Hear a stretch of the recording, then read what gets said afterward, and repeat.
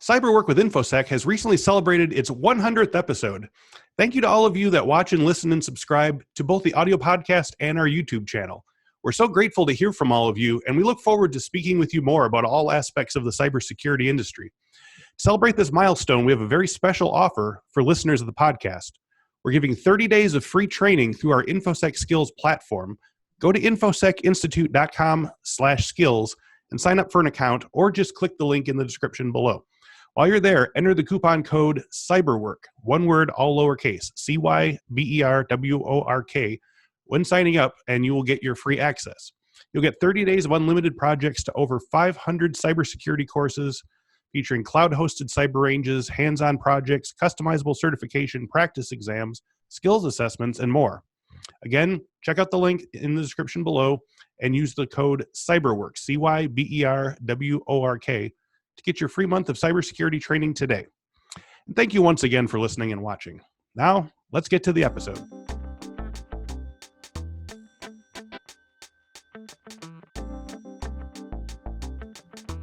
Welcome to this week's episode of the Cyberwork with Infosec podcast. Each week, I sit down with a different cyber industry thought leader, and we discuss latest cybersecurity trends, how those trends are affecting the work of Infosec professionals, while offering tips for those trying to break in or move up the ladder in the cybersecurity industry. Our guest today, Ted Shorter, is the Chief Technology Officer and co-founder of Keyfactor, a company that focuses on digital security management, giving IT and Infosec teams the ability to manage their digital certificates and keys, protecting data, devices, and applications across an enterprise. Keyfactor published a research report in December showing that many of the IoT and network devices in use today are leveraging weak digital certificates, potentially exposing them to attack.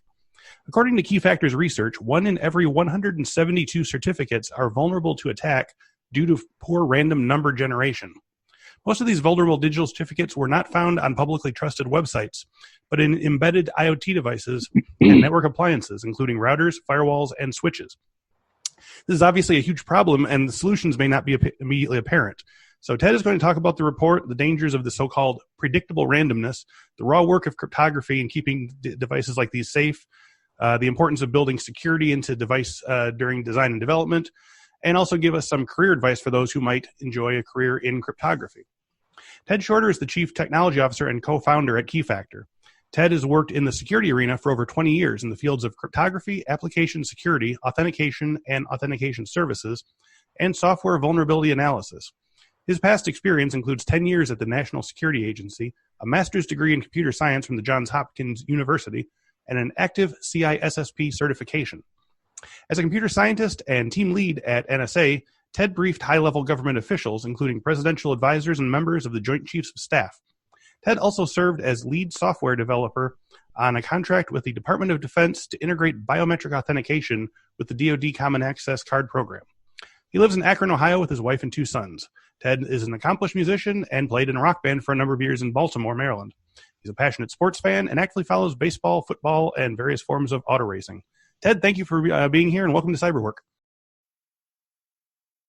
So what are some of the sign points of your career? And so when I say sign points, I don't necessarily mean job titles. You know, we listed those already at the top of the show.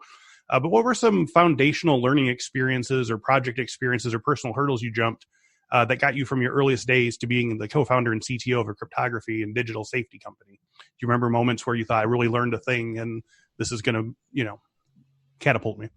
Yeah, I think problem solving has always been a big piece of that. That's something that in a lot of cases you're just sort of born with. But that's been a piece of wanting to take things apart, figure things out, how things work.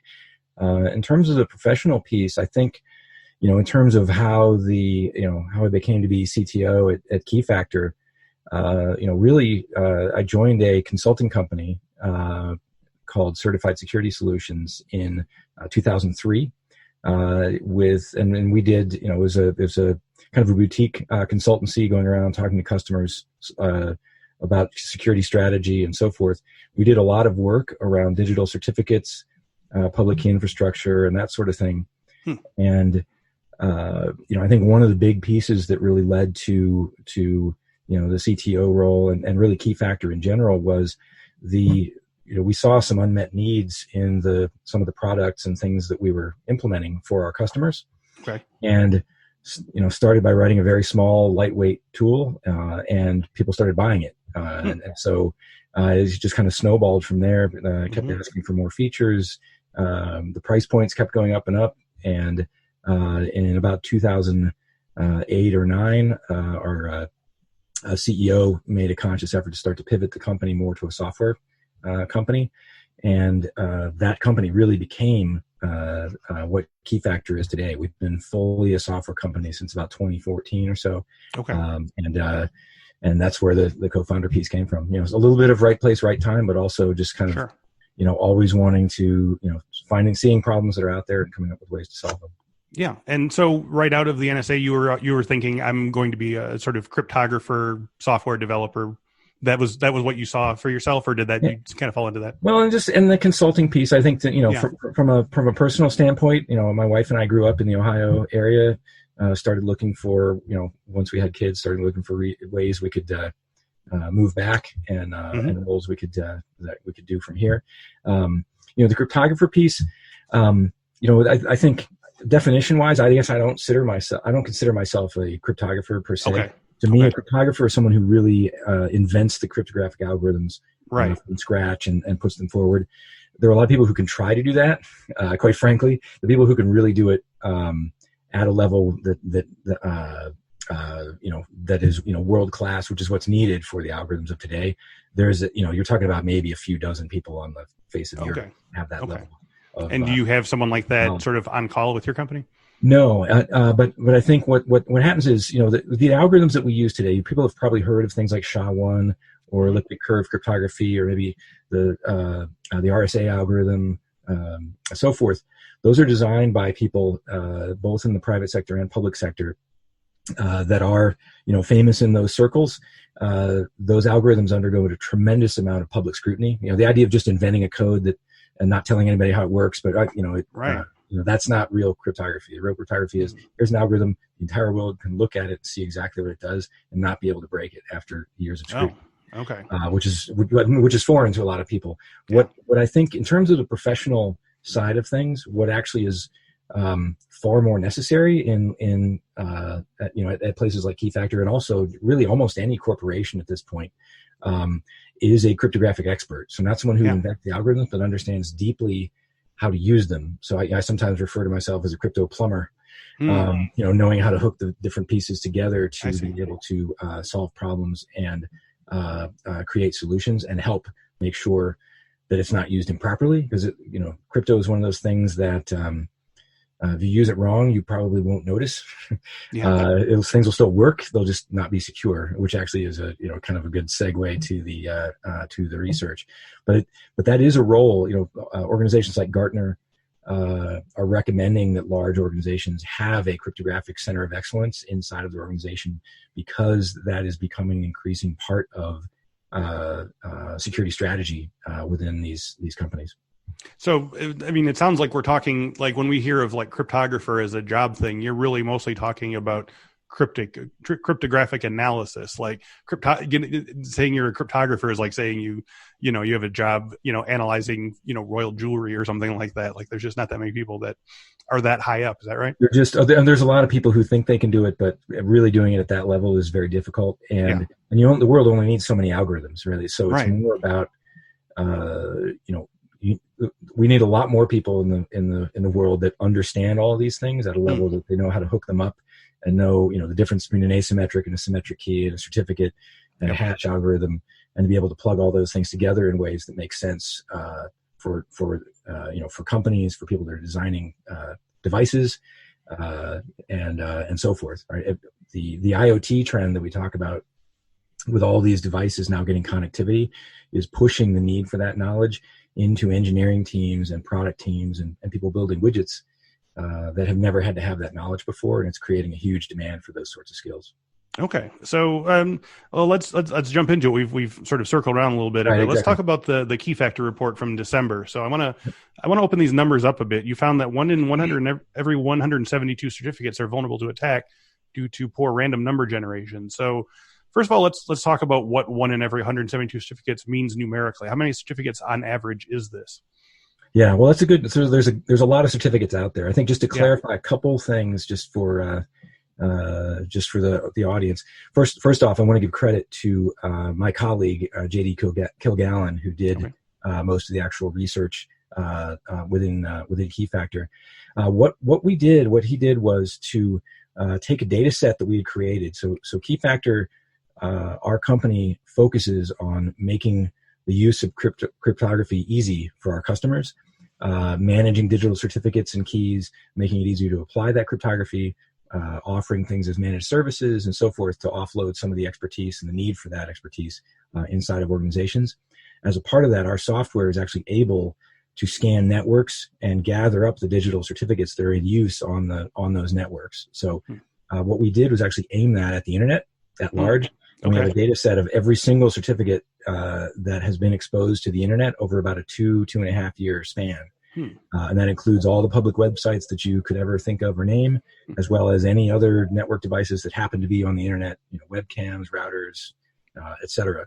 Wow. In that data set, that's where that 1 in 172 came from. So if you were to look at public certificates, the certificates that are protecting Amazon.com or probably your website, those are vulnerable at a much smaller clip. So I believe of that set we found maybe 5 out of the data set in total was about 82 million certificates, somewhere in that range. We broke about 500,000, which is a lot. To think about that.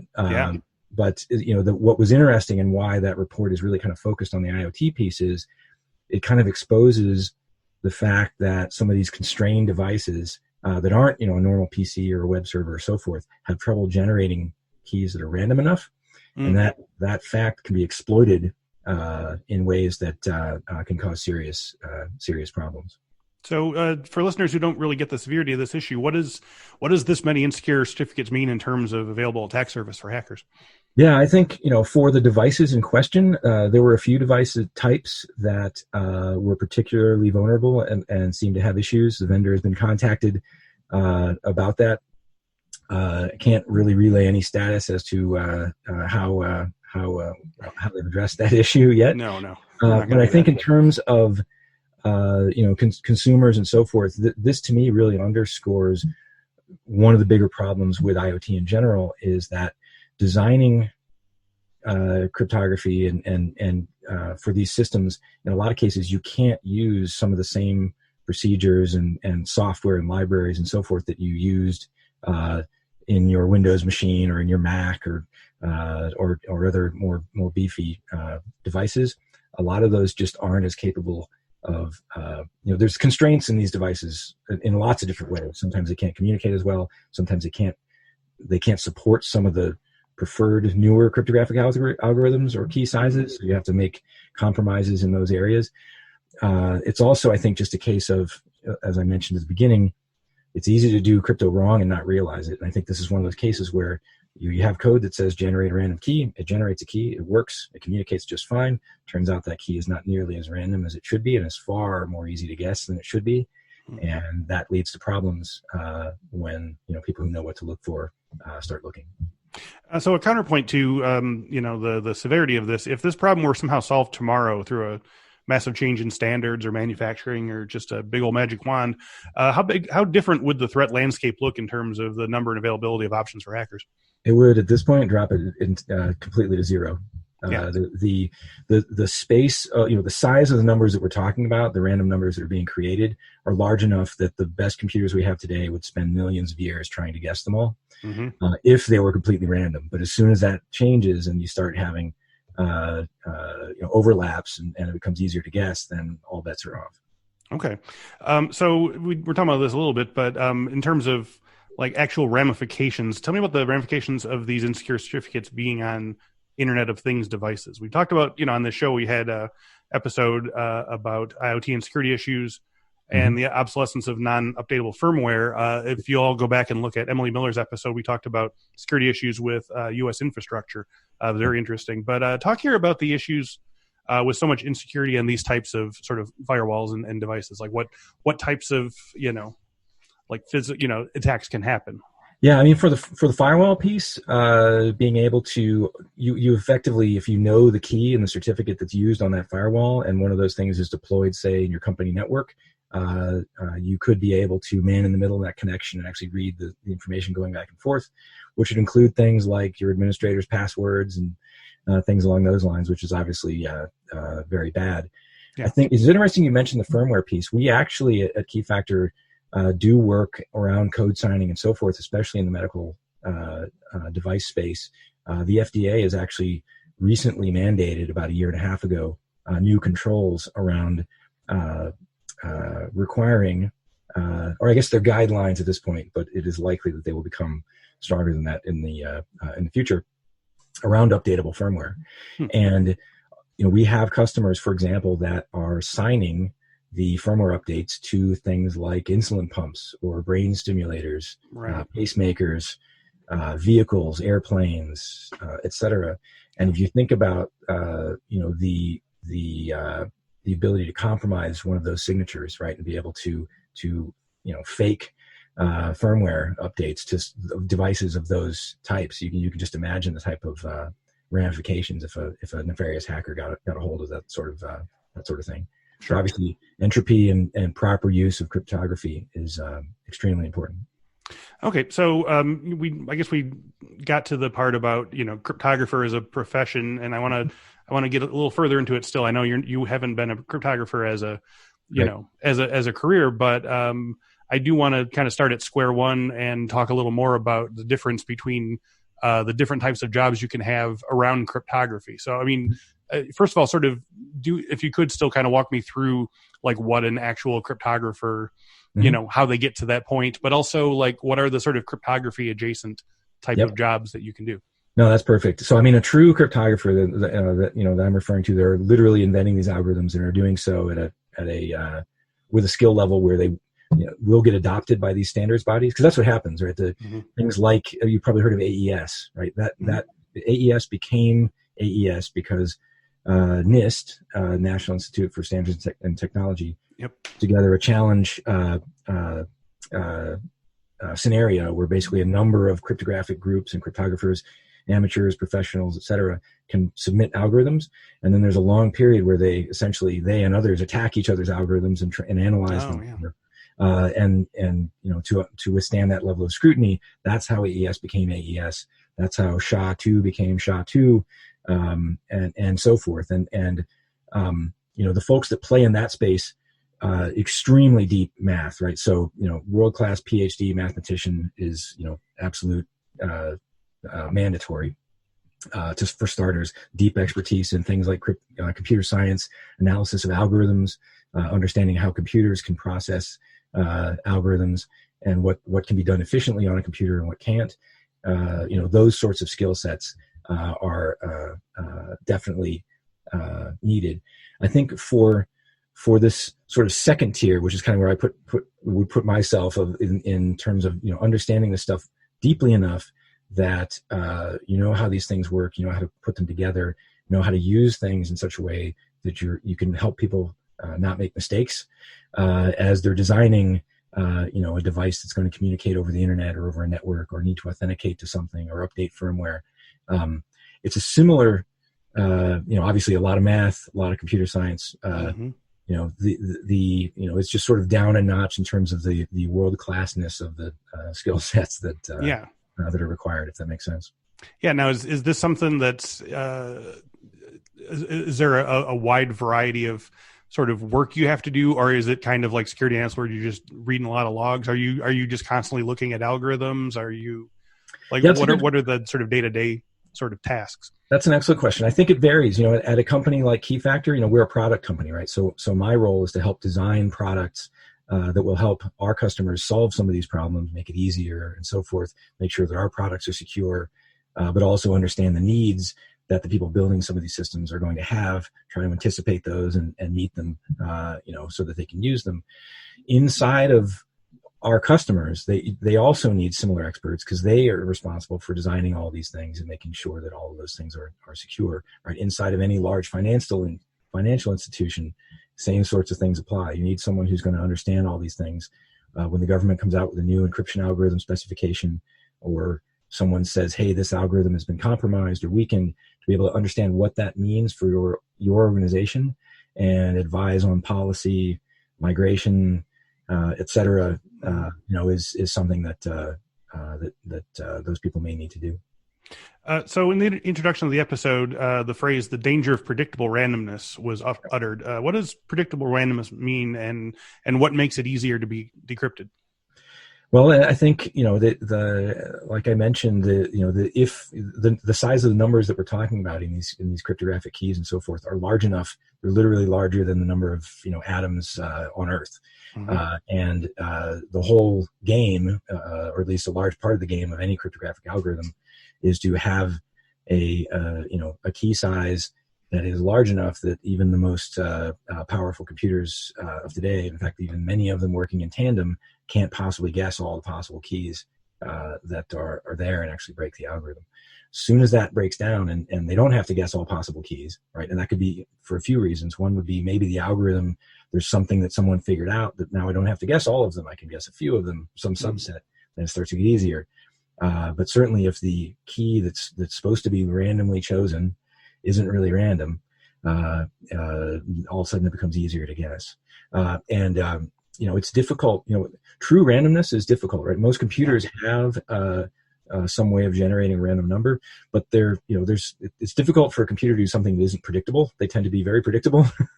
By design. But modern computers and modern operating systems actually gather silently. Most people don't know this, but your Windows machine, your Mac, your iPhone, and iPad, etc., are actually gathering what they call entropy. They're actually gathering up randomness as you're using the computer based on how fast you type, or maybe the network packets that are coming into your machine, or how you move the mouse. Or there's a number of different ways that specific things that aren't predictable can be observed by the computer and actually added to their pool of entropy. And then when asked to generate a key, which actually does happen more often than you might think, those keys are typically pretty random. So, for example, anytime you connect to Amazon or any other website, your browser actually generates a key on your machine that is used to encrypt the connection between your browser and Amazon, so that your passwords and credit card information and so forth is secured. Same thing applies. Usually those are pretty random, but if they weren't, they would be easily guessable, and someone may be able to get in. So what is it that sort of master cryptographers are doing in creating algorithms that are so random? Like what is the sort of like process that takes the sort of patternness out of it? Well, the whole thing really is to look at the design of a system as a whole, because it's when these systems are broken, it's usually not the algorithm, right? The algorithms are really good. They've been subjected to all kinds of public scrutiny. It's pretty rare that algorithms fall over, although they do from time to time. More often, it's the implementation. It's the specifics of how things are used. And this randomness thing is a great example. The RSA algorithm is still secure. If you use the RSA algorithm with keys that are predictable, then it doesn't matter. So a lot of this really comes down to designing things in a secure way, looking at a pacemaker or an insulin pump, or really anything, vehicle, connected vehicles, really any system or a piece of software, so forth, looking at it as a system, looking at what we call the attack surface, right? What is the risk profile? What are the things I'm worried about attackers getting access to? And what are the controls that I have in place to make sure that they can't do that? And then coming up with, principles and so forth, things like defense in depth. So even if this one fence that I have in place fails, that there's still something else to fall back on. There's a number of design principles that are very important, of which, a lot of these cryptographic concepts are a large part of. And it's a skill set that's rare. It's something that's easy to do wrong.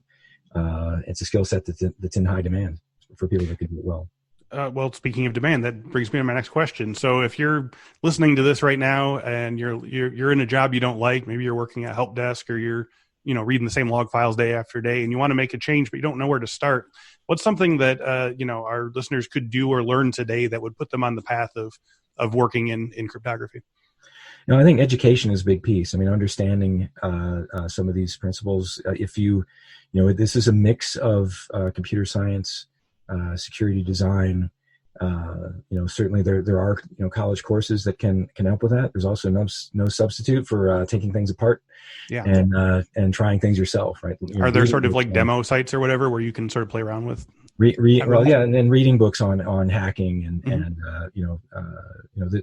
understanding how to break things is a useful skill, even if you're not a criminal, right? Yeah. And because that's what you need to know to be able to design systems that are secure, right? Yeah.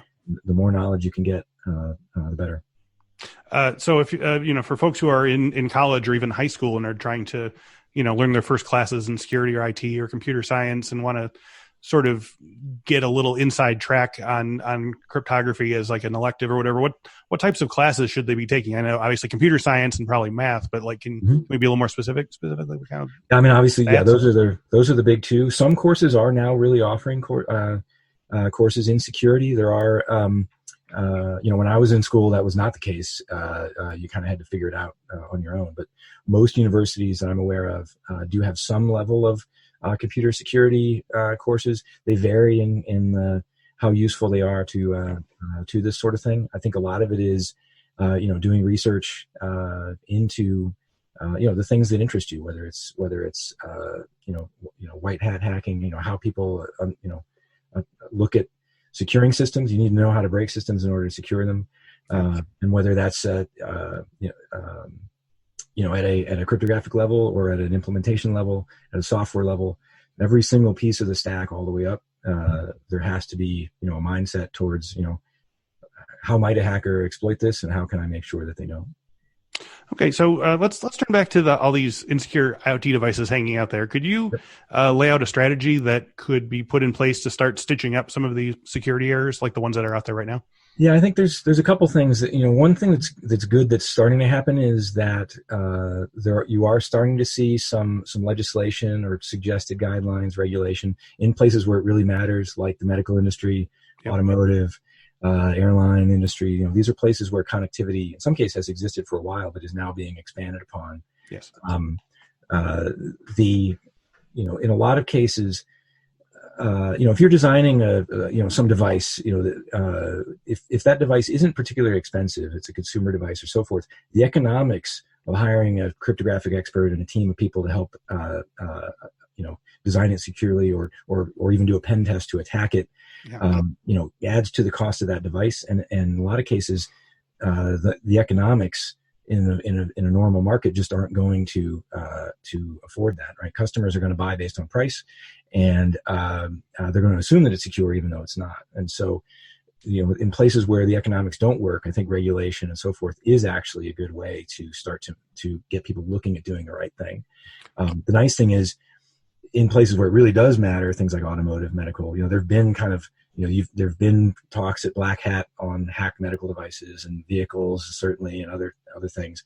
That has raised an awareness in the community, and they are actually working on some of those things, even without legislation, to help make these things more secure. Right? I mean, we all want more secure medical devices and vehicles and so forth, and the more they sort of share those practices, the better it'll get. That said, it's going to take a while because, first of all, you're now pushing all of the need for this knowledge into a whole new group of folks who've never had to worry about that before. The other thing that's happening with IoT devices is these things are around for a while, right? The average vehicle is on the road for 14 years, I believe. And so any change that you make now, first of all, isn't going to get designed into a vehicle until 3 or 4 years from now. And then it's going to be on the road for another 14 after that, right? So you think about what we knew about cryptography and computer security 14 years ago, right? That's the vehicles that we're trying to secure today, right? It's this lag problem that makes it even more challenging. So is it really that prohibitively expensive, or is this a sort of thing like we talked with Alyssa Knight about hacking connected cars, and she said it was, for lack of a $2 cable that, a lot of these things you could hack them from the side of the road or whatever.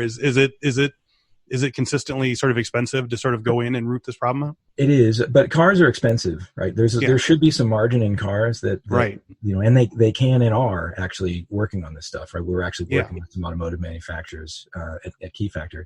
But if you get into, smaller devices more towards the consumer place. A lot of the smart home devices, there's been a number of hacks on those of various types. And the reason for that is then the economics really do come into play. It becomes more difficult to inject all of that security into that process. It makes the cost go up. So now that we've fixed all the problems of the old signatures and outdated IoT devices, what are some recommendations you would make to the industry? Or it sounds like they're doing some of it, but to make future IoT devices more universally secure. You mentioned that legislation could actually be a good thing here. Do you think that this is something that companies will sort of initiate on their own, or it's going to need a strong hand? I think that in general, if you don't initiate it on your own, it's going to be legislated for you. So better to get out in front of it, and and then you look like the good guy too. Exactly. Yeah. Exactly. So as we wrap up today, where do you see these issues in 5 or 10 years time? Things like spam have largely become a non-issue. Between spam filters and taking out some of the main culprits and stuff. But do you envision a time where this type of attack vector just isn't on the map anymore?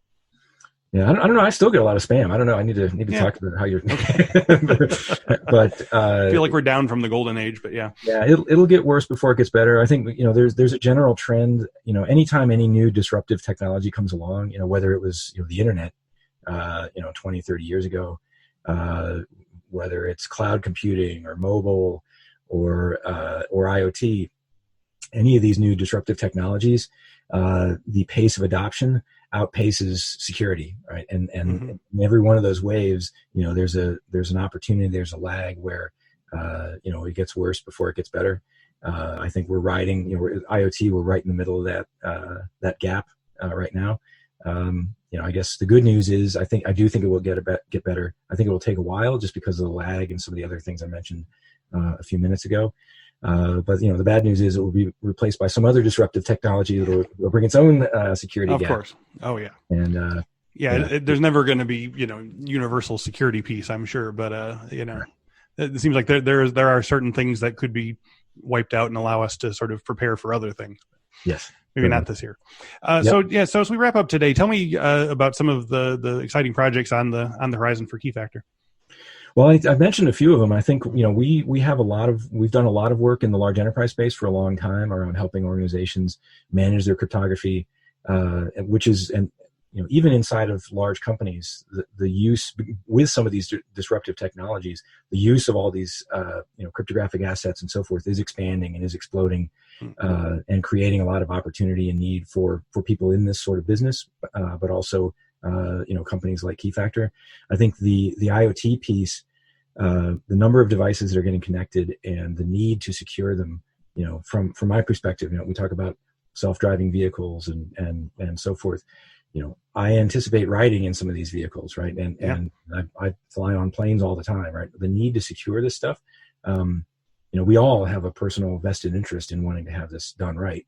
Yes. For our own lives, and so we work very hard to do that, and certainly take a lot of pride in the work we do to help these organizations not become the stars of Black Hat in years to come. Yes, and make things better.